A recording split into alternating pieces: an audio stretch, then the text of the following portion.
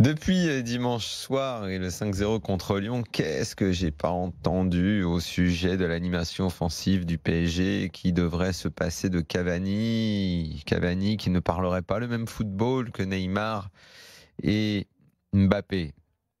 Mbappé donc pourrait, aux yeux de certains, être en attaque avec Neymar derrière lui, donc en neuf. Mbappé qui a mis 4 buts en 13 minutes, je crois, dimanche soir, et qui évidemment tout de suite est vu comme le plus grand de tous les avant-centres. Et ben moi je continue de penser que Mbappé n'est pas encore un neuf, pas encore complètement en tout cas, il le sera peut-être. Mais j'ai lu avec intérêt, et je pense exactement la même chose qu'Antoine Griezmann qui a donné une interview dans le France Foot de cette semaine, où il explique que à l'entraînement, tous les jeux en face à face contre le gardien, Mbappé est derrière encore. Qu'il n'est pas encore complètement habile dans cette position-là. Et d'ailleurs, il faudrait être aveugle pour pas le constater. Il a raté un contre 1 contre Lopez dimanche soir. Il en a raté une tonne même. Mais comme il a mis une tonne de buts à côté, ça a compensé. Donc il le sera peut-être encore un jour, en tout cas le 9 du PSG ou le 9 magnifique qu'il a certainement dans les jambes, mais pas pour l'instant. Donc Cavani poussé dehors. On oublie le Cavani des dernières années, on oublie le Cavani magnifique de la Coupe du Monde. Les actions de but de dimanche soir, les buts que Mbappé a marqués, les ballons caviar que Neymar a donnés.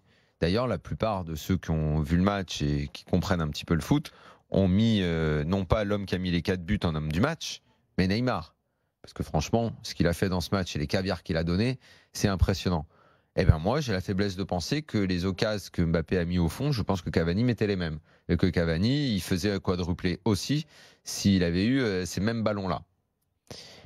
Alors après, si on me dit, non pas qu'ils ne parlent pas le même football, mais qu'ils ne veulent pas parler le même football. Là, c'est autre chose.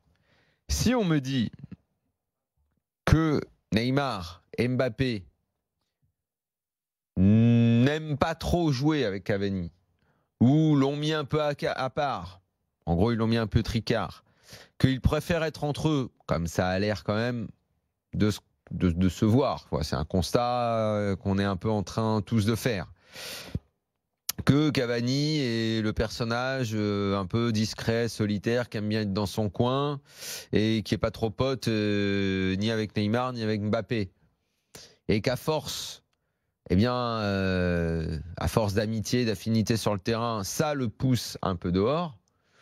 Bon, alors peut-être qu'on en arrivera là. Peut-être, parce que les joueurs l'auront décidé, et les joueurs forts et les vedettes de l'équipe l'auront décidé.